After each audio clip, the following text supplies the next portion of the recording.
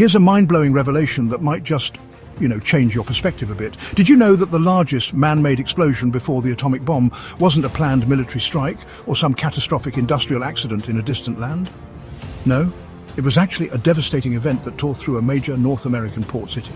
We're talking about the Halifax Explosion of 1917, a tragedy so immense that its shockwaves are still, felt today in how we understand disaster response, urban planning, and even international relations. But what exactly happened on that fateful morning of December 6, 1917? Imagine, if you will, a bustling harbour, the strategic lifeline of Canada during the First World War. Halifax, Nova Scotia, was a critical embarkation point for troops and supplies heading to the European front.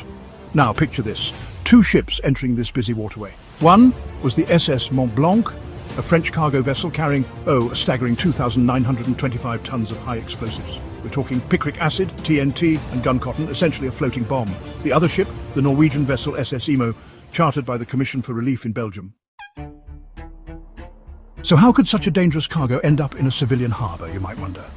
Well, the Mont Blanc was en route from New York to Bordeaux, France, as part of the Allied war effort.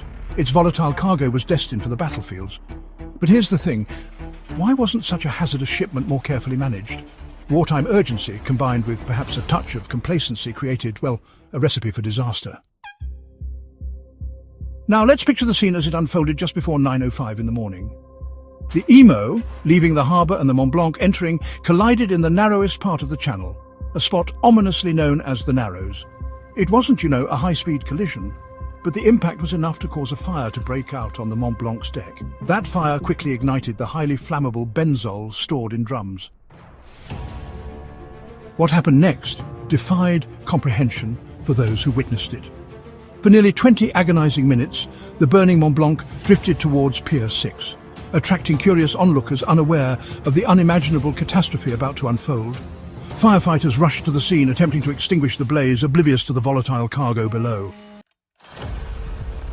Then, at 9:04 and 35 seconds in the morning, the unthinkable happened. The Mont Blanc exploded with a force equivalent to roughly 2.9 kilotons of TNT. This wasn't just a loud bang, it was a cataclysmic event that instantly obliterated everything within a significant radius. Can you imagine the sheer scale of the destruction?